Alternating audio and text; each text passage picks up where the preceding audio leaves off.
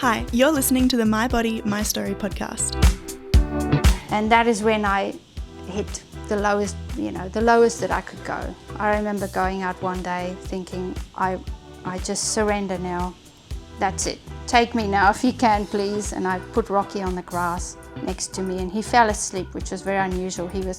When I put him down, he would scream of the pain. I had to hold him all day. And I just felt this, it was like my heart cracked open and I felt this love come into me. And when I woke up from that 5-second incident, it was completely turned around. This is the 45/45 chapter where we celebrate rule breakers and role models, the women who inspire us to live life our way and to show their sensuality, beauty, soul, and true essence. Here, we talk about what it's like to be 45 plus, adjusting to the changes that come with time, and we listen to the stories of our participants. If you have an interesting story, we'd love for you to participate. You can email us at info@alexandrawalker.com. That's Alexandra spelt with a K-S. Or visit our website, alexandrawalker.com. Hello everyone and welcome to the My Body, My Story project. And today with us in the studio Ina. And while she's sitting in the makeup chair and Chitra is doing makeup for her, I will ask her a few questions. Hi Ina, welcome to the studio, welcome to the project. Let's start and tell us 10 facts about yourself. 10 facts about myself, right. I'll start where I was born. I was born and raised on a farm in rural South Africa. I'm the youngest of 7 children. I'm 48 years old. Just made myself 10 years younger. You look like 38. Oh, that's very nice of you, thank you. I'm married to a New Zealander called Dave and we have 3 beautiful children. I am trained as a primary school teacher, but I quit my job when I had my little boy born with a severe brain injury. So now I'm his carer at home. How many facts have I said now? I'm not sure. So you live now in... I live in Newport. On the northern beaches, which is a wonderful... Honestly, if I wasn't there, I don't think I'd be as well as I am, because swimming in the ocean has saved my life, really. What did you do? So when did you move to Australia? I left home. I was engaged to a lovely man who I was not in love with, more like my brother, kind of. I loved him as a brother. So I ran away from the wedding a few weeks before the wedding in South Africa and went to the UK in the year 2000. I spent 9 years traveling, teaching, running marathons, having party time as best as I can, trying to forget what I've done because I felt really guilty. And then I met an Aussie there, and I think it was 2009 that he dragged me to Australia. Still in UK, from UK? Yes, so I left from there, came here. I had no intention of moving to Australia. I said it's too far away from everything. I was packing up to go home to be with my mum because she was quite elderly at the time already, determined that I need to go home and spend time with her. And then I met this Aussie boy who I'm very grateful for. He brought me here. And then I was teaching at Knox Grammar, which I had a really good job. It's so safe on the northern beaches. I just loved it so much. Then I broke up with him and I met Dave, my now husband, and that's how we ended up staying here. We were planning to move to South Africa, and when Roki was born with a brain injury, we had everything packed up, our whole household, our cars, everything. And when he came with a brain injury, we decided to stay. So let's talk about this story, because I know it's a very important part of your life now. So yes. What happened? So what's the... Yes, so it was caused by the hospital. I had an internal rupture, but the negligence was that it wasn't picked up in time, so he wasn't monitored properly, and he was without oxygen for more than 40 minutes. Was it during your pregnancy? No, during the labour. During the labour, I had an internal rupture. So our firstborn, Ruby, was a cesarean, and then they recommended for us to try for a natural birth, but the 2 pregnancies were too close which we found out later. We had a court case, a 5-year court case. So I had an internal rupture on the previous cesarean scar, which meant that Roki couldn't breathe and the placenta dislodged. So but not only that, they didn't notice, the midwife who was with me didn't notice that he was in, yes. So they got him out in time, he was resuscitated, and of course then that's where our journey started. He is quadriplegic, he is tube fed, has a lot of spasticity and seizures. So in the beginning of Rocky's life, my husband and I did a lot of fundraising. We put posters of him all over the street saying, please help Roki, he's such a beautiful little baby boy.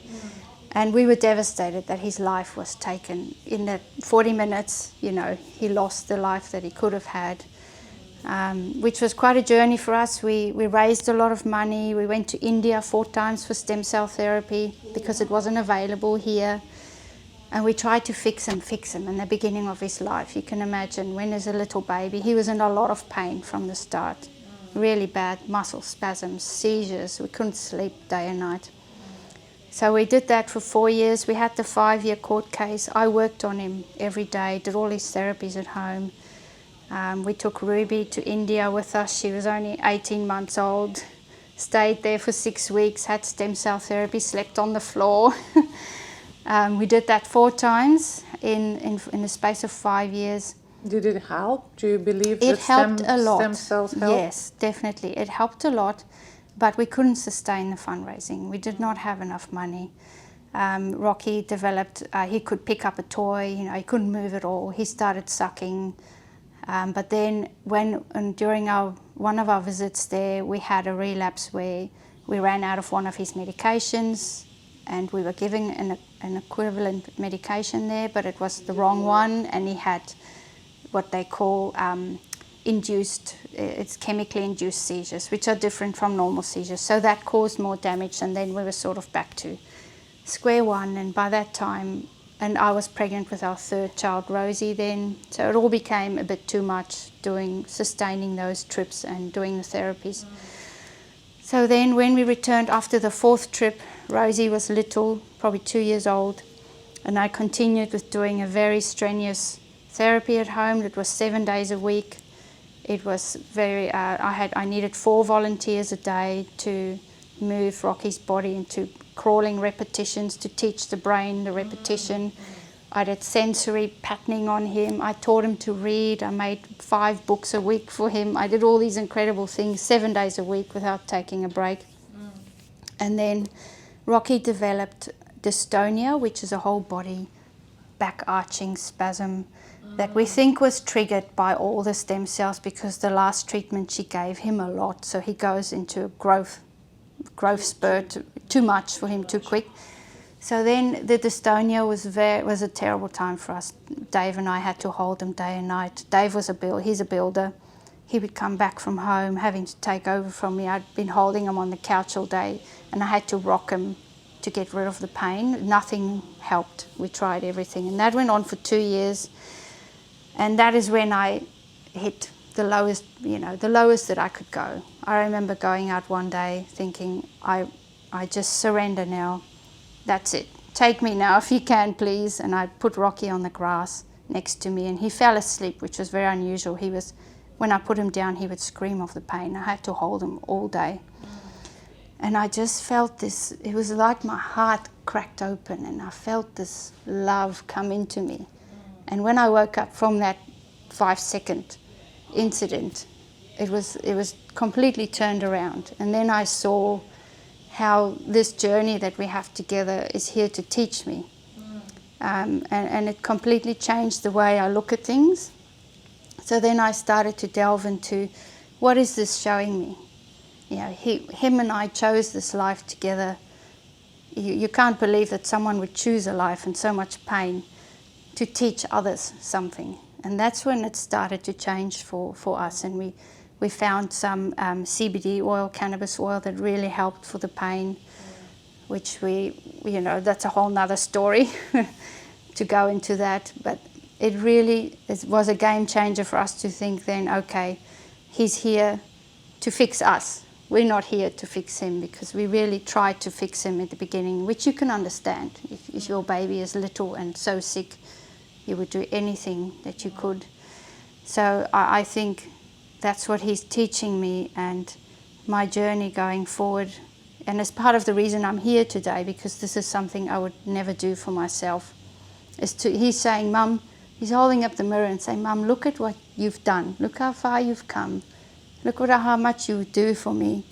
And he's teaching me now to look inside of myself and come back to the person who I really am here meant to be, which is not an energy of sacrifice. It's meant to be an energy of being who I am and teaching others what really matters in life. And learn what love is. Learn what love is. It's all about unconditional love. And until we love ourselves, we're not giving anything to the world. The best thing you can do for humanity is to love yourself first and to find out really who you are within yourself. Come back to that center of yourself. And I remember at the beginning of Roki's life, it was as if I have suddenly sunk to the bottom of the ocean, and the rest of the world was up there, carrying on with busyness of life and trying to fill emptiness in their lives with superficial things. And I was down here looking up, like I was removed from it all of a sudden, looking into it. And it's taught me, he has taught me so much, which is incredible, because he can't speak and he can't move. And all of the people that have come into our lives. So he cannot speak? Cannot speak. So how do you communicate? Telepathically. I can hear him, and so can his sisters, and they have since they were little. I can hear him saying things to me. No, it's not a voice in my head, it's just a knowing. Intuitively. Yes, and as the years have gone, since that incident I had that day, I became a lot more open to hearing to what he's telling me. And so he's a middle child? He's the middle child. How old is he now? He will be 10 in June, so he's 9 at the moment. 10 years journey. Yes, it's taken me that long to come to this point where I think I'm ready now to step forward into the world and say, this is our story, and I want to share it because I think there's much to learn from it. Yeah.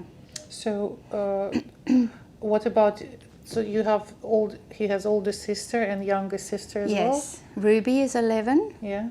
And Rosie is 7. So how do they communicate with him? So what's their relationship? Yes, so Ruby, in the beginning it was very hard for Ruby because she literally lost the mum she had. I had no time for her. I was so busy with Roki. Yeah. So that was very hard for her, but they have always been very connected to Roki. They have never complained, oh, we can't do things because of Roki. We can't just hop in the car and go to the zoo. We can't take them everywhere because it's a whole process of taking Roki anywhere. And Rosie, the younger one, has always just accepted that's the way he is, and they both love him dearly and they both play with him, which is very hard if he's not responsive. He smiles and he will make noises, but it's hard for a child to keep engaged if someone is not responding like another child would. And I think Roki was very sad in the beginning of his life to watch his sisters run around and feel like he can't run around, but now he's made peace in himself. He's very peaceful, and he feels like he can just watch and join in the fun instead of doing all the work. But we involve him in absolutely everything. He's always, and that's what's important for him. He just wants to be with us. So these sisters are, again, they also communicate with him telepathically, especially the younger one, Rosie. And she made me aware of it. When she started talking, she would say, Mum, Roki says he doesn't want to wear that shirt. Oh. He wants to wear this one. Wow. No, don't read him that book. He wants this book. How do you know, Rosie? Oh, he tells me. And that is how I started thinking, wow, this is coming from a 3-year-old. No one has put that in her head. It's just because she can hear it. So I started opening up more to listening to what it is he's got to teach me. Such an interesting thing. The smaller kids, they always feel better because they're not limited with with adult way of thinking, Yes. you know, or There's some no stereotypes. pre-existing ideas of what things should be like, and she has completely just accepted the life and Roki as it is without any trouble. It was a little bit harder for Ruby, but for her it has So what been. do you do, like you continue raise awareness of the cases like that, or like, because this obviously was as I understand, a hospital mistake. So do you, I know it's not a good thing, go back and think what would have, should have, you know, happened, but is there any, like, or you just concentrate on your raising Roki and making his life easy, or you also participate in kind of activities raising awareness of the cases like that? Yes, I think this is the beginning for me this year. I'm ready now to do that and to be campaigning about things. There are a lot of things that I have questions about, of course. Why in Australia is stem cell therapy not available immediately for children like Roki when they are born? In Japan, they treat these children with their own cord blood at birth. They put them in a hyperbaric oxygen chamber, and most of these babies go home without any brain injury. Why is that not done here? They have the machinery in the hospitals. I know, I looked into it many years ago and I got answers like, well, we haven't done the safety checks and this is not available because it's risky. We took him to India, one of the riskiest places you can go, to participate in a stem cell therapy that was untested, and he only benefited from it. And that was a big risk, and it was very frowned upon. But I think, yes, I'm ready now. There are lots of things that I want to speak up about. Not fight, but speak up for the sake of humanity, really. Not just children like Roki, but there are a lot of things that I've learned in Roki's journey that, yes, I want to speak up about, and I think it's time now. What's your biggest lesson you think you learned from that situation? To love myself more, because that really is, if you think if each human on this planet learns to love themselves truly, and I don't mean superficially in an egocentric kind of way. In fact, it's putting the ego in the background. We all have to have our ego, but it's learning to put it in the background and really learn to, why am I here? What is my journey? Coming back to who we really are. And that is the biggest thing he's learned me. But I had to get to that point where I was really low and nothing else made sense than going inward. You have to find, there's a very famous German psychologist who wrote the book, I don't know what's that in German translation or English, it's Viktor Frankl, a person in the search of meaning or something like that. It's I need to check Yes. I will probably make a comment in the transcripts. I'll find the name of this book. And he was a prisoner of a concentration camp, and he was telling that those who found meaning, even being in such a horrible situation of like a prison, and it's to do with all the prisons, like not only physical prison, but your mental prison or your prison, like hell in your body, your brain functioning, but your body is not. And so the main thing is to find a meaning of your life. What's the meaning? Why you're here? What's your purpose of being here? And that's how it helps not only survive but thrive as a person. So I can probably think of the situation is the lesson also to try and find the meaning of your life, and probably Roki's life, because I'm sure he also has some purpose. Definitely, yes. And at the beginning I thought it was only about his story, but I understand now that it's our story, us as a family. And I feel like he is going to tell his story. We're teaching him to communicate on a screen. He can only move his eyes. So we have a screen that picks up his eye movements, and we're busy teaching him to type his name. Wow. Because his intellect is intact. And yes, I agree. I definitely was in prison because I lost my life the way it was. I was stuck in that house doing therapy because I chose to do it, but it was still imprisoning because I lost every free choice I had. My free choice was, do I have 1 sugar in my tea or 2 sugar in my tea a day? That was the choices I had. I couldn't just walk down to the shop and go to the beach for a swim. I know it's maybe, like, forgive me if this question is hard, like you may not answer if you want, but what was the other options? Like, okay, you heard that verdict, they told you that he has brain injury, so did they give you options what to do, or it was implied that you go home and take care of this child with no definition of what's going to happen? Did they offer you variants? There's no guidebook when it comes to brain injury. They told us to go home and try and get as much respite as we can. At the beginning, for a lot of children are put in care for some hours in a day, to someone else looks after them while the family carries on with their life. So there were options like that. From the beginning, we questioned everything in the medical mainstream.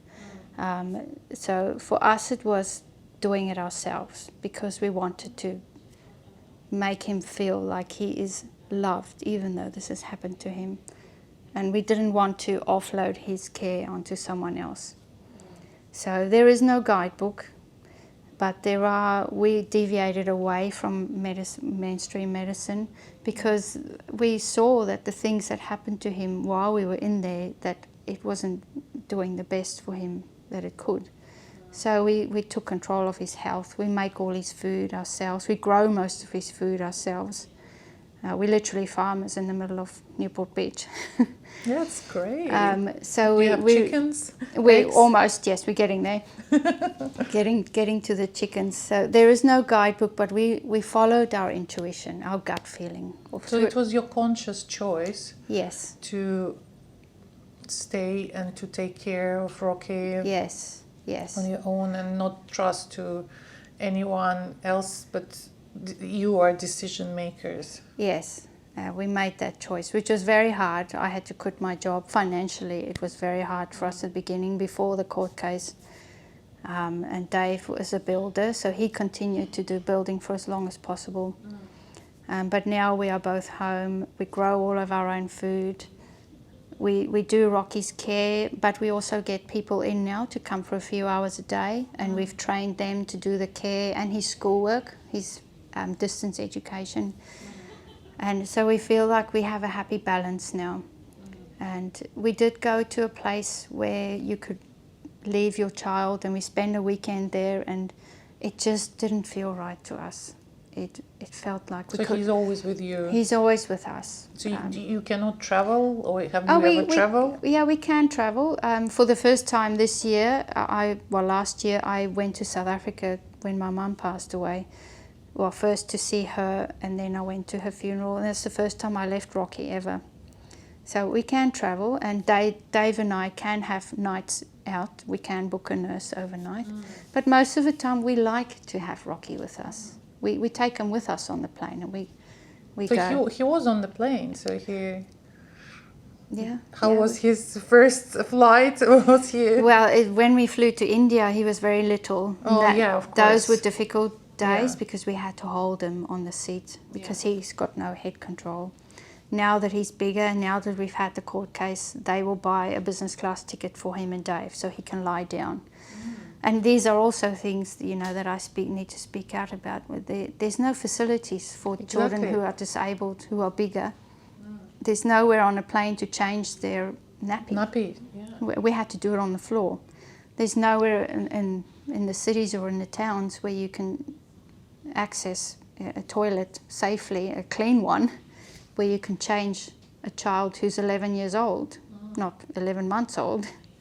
These are things that are not in place in a country like Australia. That's interesting.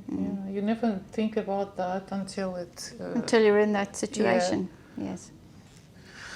Wow, that's a very emotional story. So Yes.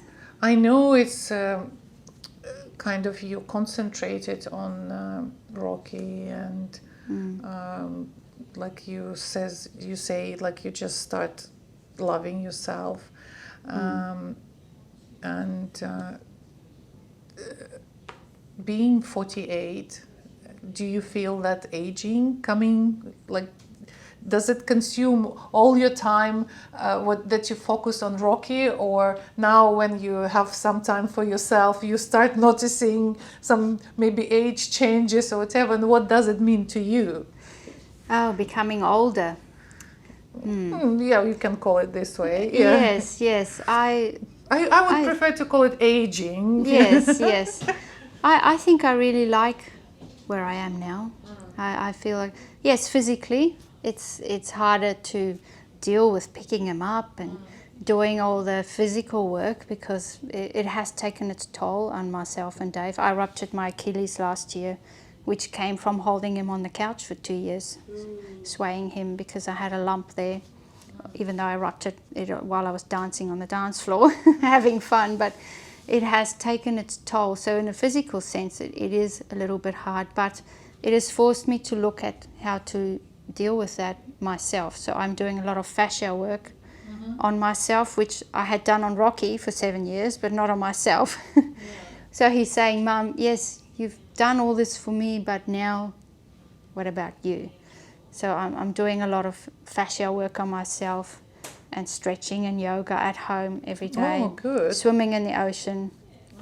And in the emotional and maybe spiritual sense, I like becoming older because I feel like I'm getting closer to who I really am.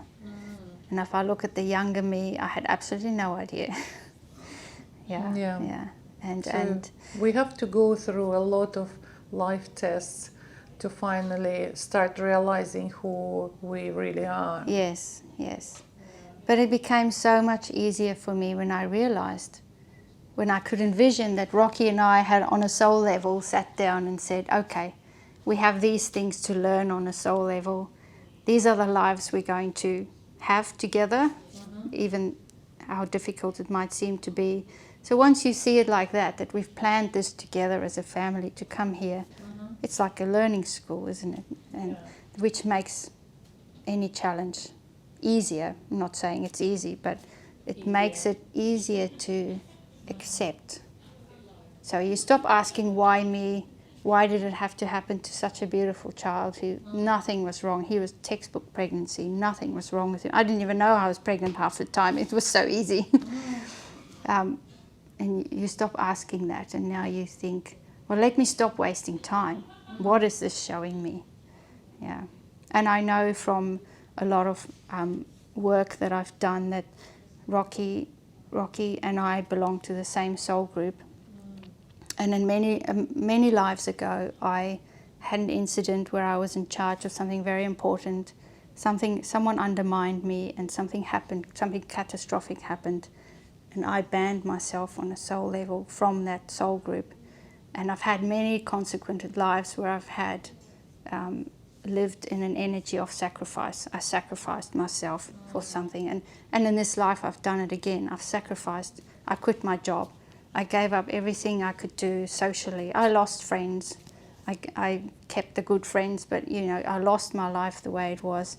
But now in this life I've chosen to look at that and go, it's time to look at myself, forgive myself, acknowledge it, and let it go.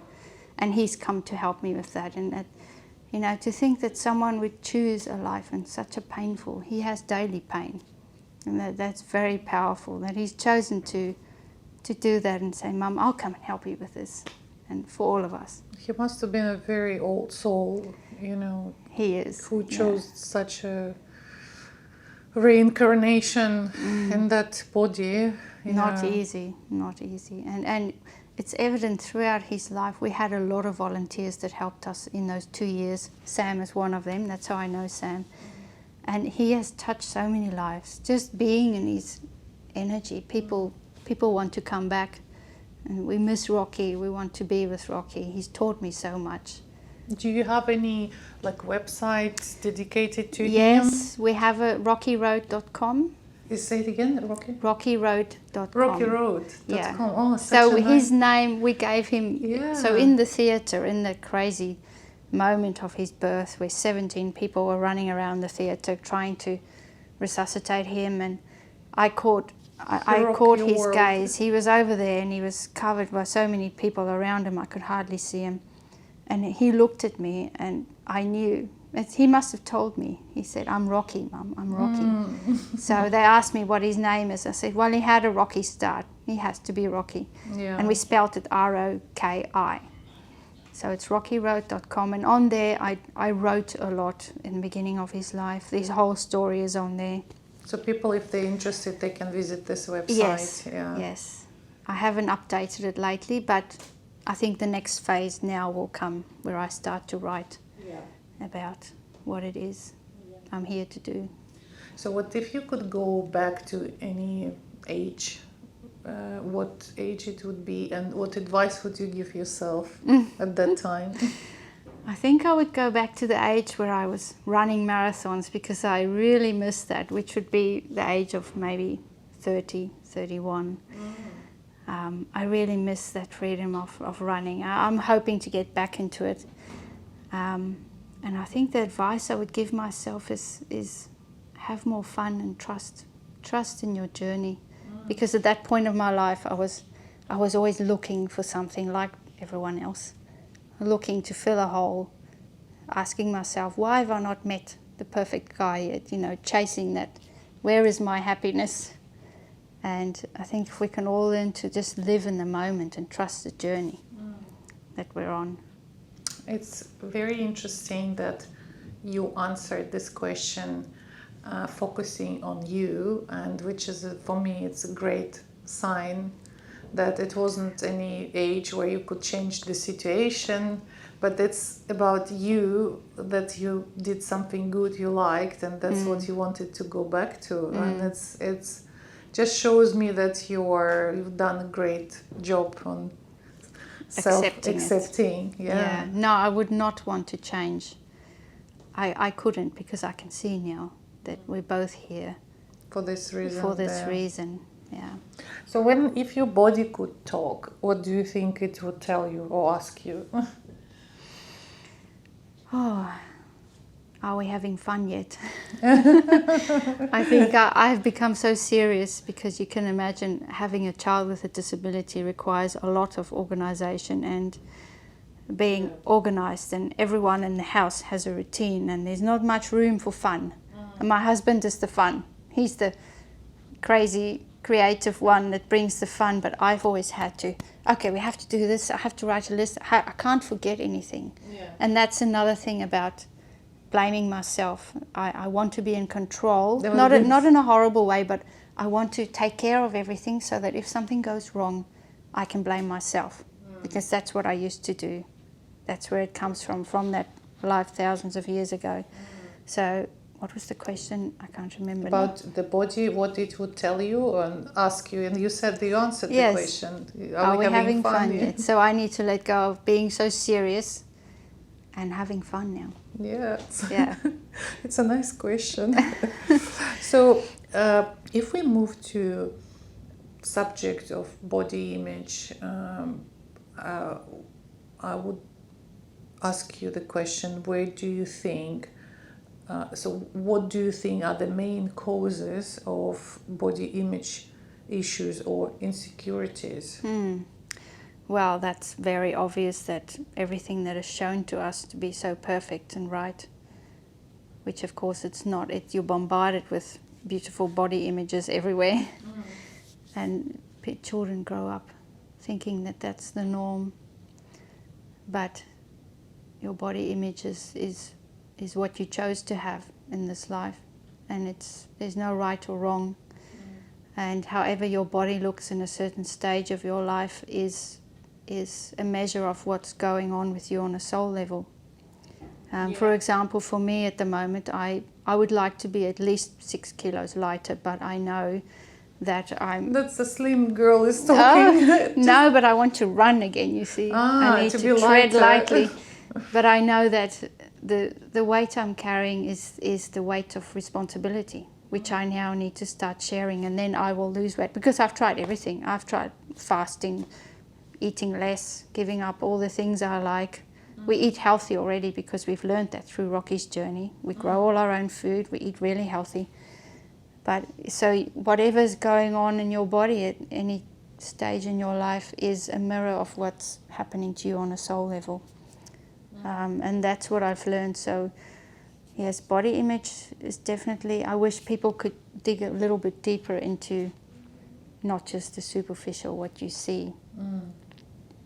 I heard the theory that the extra body weight you carry, if you deduct like from your normal weight, what is extra, it's the weight of the person at the age. Like for example, if you carry 6 kilos, it's the child of 6 kilograms. So what age is that?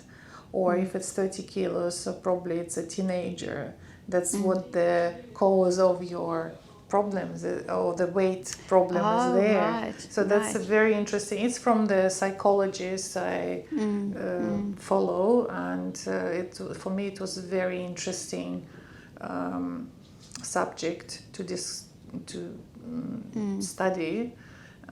Because I still not completely bought into that, but it's an interesting theory. I will tell you about a book that is my reference book that I've used for many years. It's called Your Body is the Barometer of Your Soul. Yeah.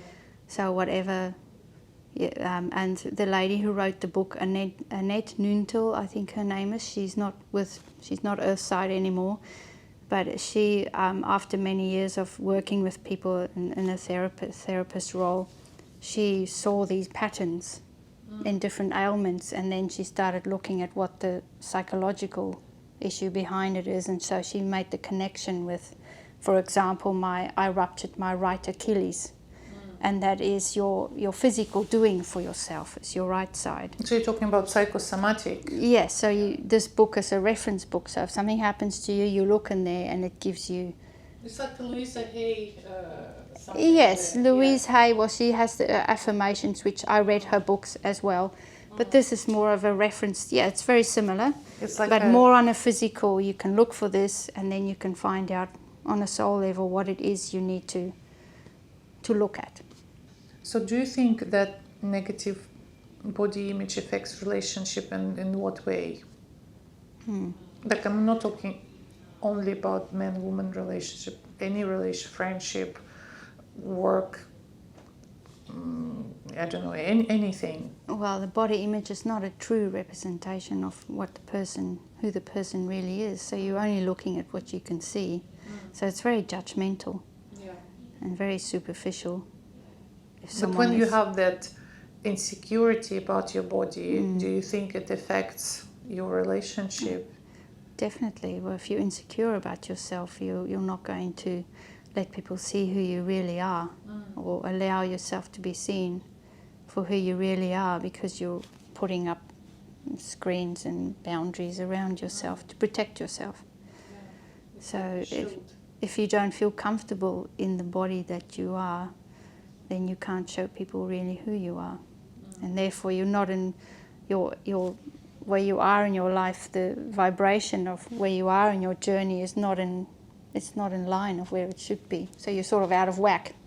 Does that make sense? So what do you think about those body positive movements? The body positive? No, I don't know. It's, let's skip that. It's where the idea that whatever weight you are, you have to be positive about your body. And it's mainly, not completely for overweight people, because usually that's who feels insecure or unhappy, and so they accepting themselves, accepting their body, and but for me it's there's a bit of controversial couple of things, and that I like the idea, but I don't like when people hide when they're lazy to look after their body, and they hide behind this concept, oh, I'm body positive, that's why I'm not watching my health, my body. Yes. You know, I'm just trying to be body positive. Yes. Well, if you ask those people truly, if they are truly happy with where they are at, you'll probably get the answer no. But because there's this thing being put out there that it's okay and you must accept yourself how you are, which is in a sense it's like rightfully an affirmation. true. Yeah. But there must be for everyone the limit will be different. So there must be a time where you ask yourself, is this really good for me? Is this really what I want to be? Yeah, So exactly. it can't be all that good.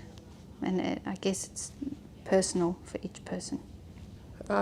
So if you have any insecurities about your body, your image or weight or the way you look, lines coming out, whatever, you know, whatever it is, how do you overcome that, and has it changed with age?